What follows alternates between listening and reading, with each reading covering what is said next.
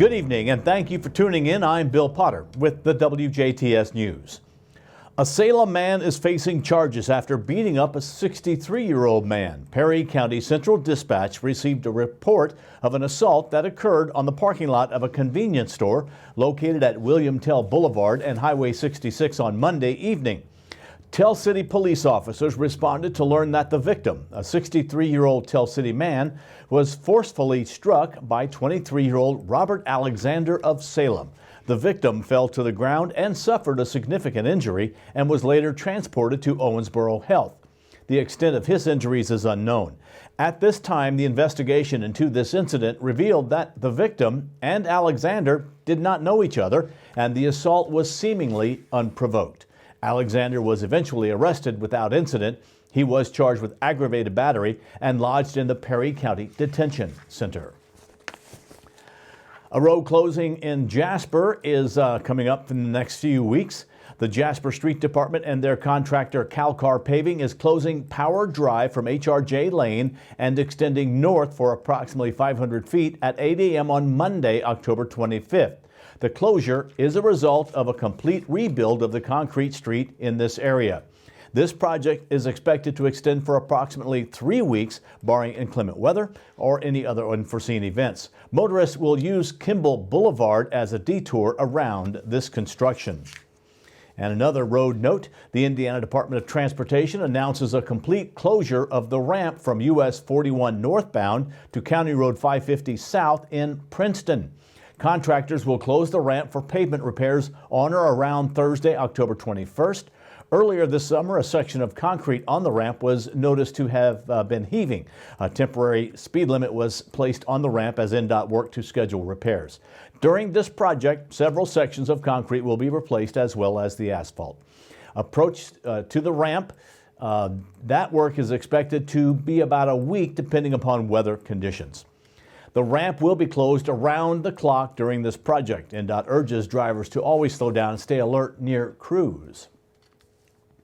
Plans for the 2022 to 2023 season at the Jasper Arts Center are underway, and the Jasper Community Arts needs your input. JCA is presenting a 12-performance season to the public between September and April. In order to accommodate a wide variety of interests, the season is filled with artists representing multiple genres. World music, folk music, country, dance, theater, and more have been presented in various combinations each year. The current season features classical and world music, folk, dance, and indie artists. Country artist Mark Wills performed at the Jasper Arts Center on October 9th. Now, the survey can be found at jasperarts.org/survey and should take no longer than 5 minutes to complete. Please help them out. Hoosiers are being asked to lower their flags. Governor Eric Holcomb is directing flags to be flown at half-staff to honor the life and legacy of General Colin Powell. Flags should be flown half-staff immediately until sunset on October 22nd. You might have seen woolly worms this fall, but did you know they could possibly predict the weather, or is that what we think? Woolly worms, known also as the woolly bear caterpillars, are not technically worms. They are caterpillars, specifically the larva of the Isabella tiger moth. Woolly worms are made up of 13 segments of either rusty brown or black. As the story goes, the wider the rusty brown sections or the more brown segments there are, the milder the coming winter will be.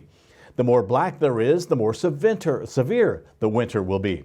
This is what Lincoln State Park Ranger Mike Cruz had to say if the woolly worms can actually predict the weather. Well, the woolly worms, which a lot of people call woolly bears, but the woolly worms, what we call down here in southern Indiana, do not really predict the weather. It's kind of fun to look at them and see that, this one's kind of yellow and this one's kind of black, but there's really no correlation between the coloration of the woolly worms and the weather.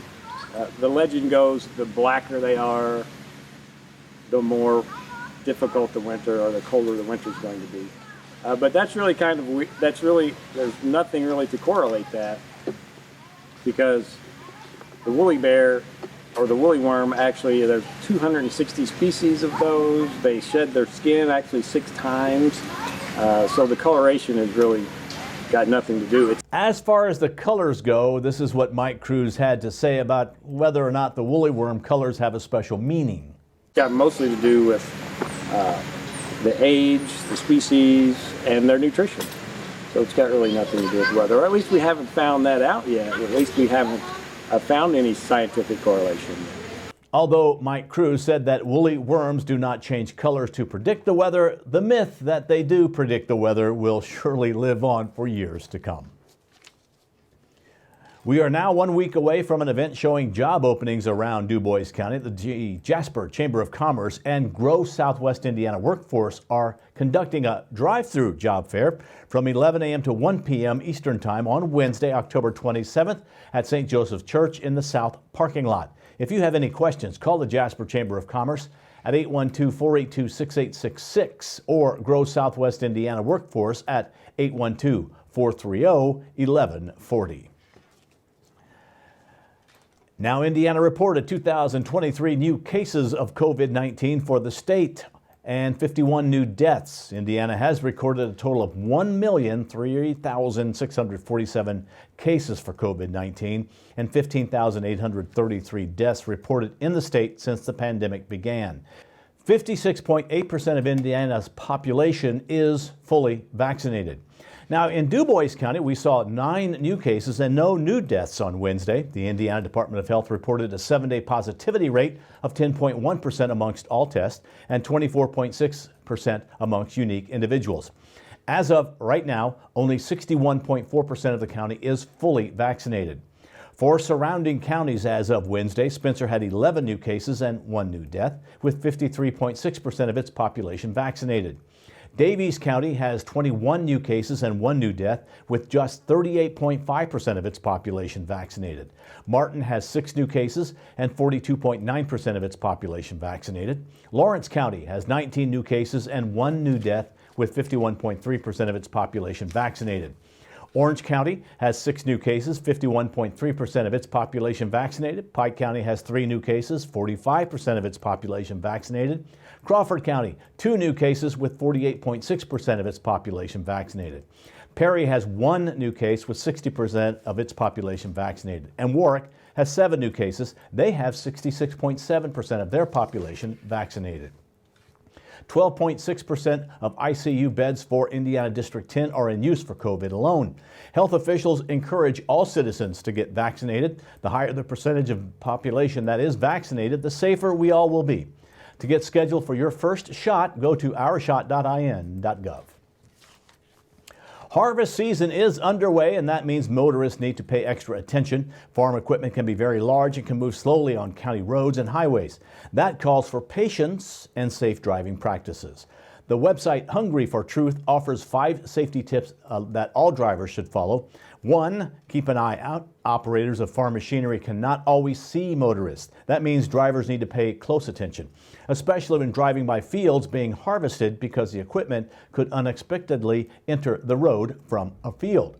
Number 2, slow down. Most farm equipment travels well below the speed limit, often 25 miles per hour or less. Drivers should slow down and stay a safe distance behind any equipment. Remember, the heavier the equipment, the longer it will take for the operator to slow down. They cannot react quickly.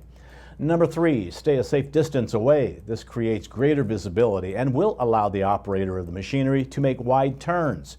Be aware that farm machinery may appear to be turning in a different direction than they actually are, as they need to take wide turns. Number 4, use caution when passing. We're all busy and in a hurry to reach our destination. That makes passing farm equipment an attractive option. Don't do it. Use extreme caution when passing. Ensure the road is wide enough and that there is no oncoming traffic if you can see that far. And number 5, be aware of surroundings. Don't become distracted by farm equipment and miss mailboxes, bridges, animals in the road, and other obstacles when driving. Farmers can also take steps to keep everyone safe. This includes having all lighting and warning signs in place as required by law and avoiding travel during early morning and evening hours. Indiana law also requires operators of slow-moving vehicles to pull to the right when they're able, if 3 or more vehicles are behind them, to allow drivers to pass safely. Now stay tuned. Your weekly forecast and sports with Kurt Guxell are still to come on 18 WJTS News.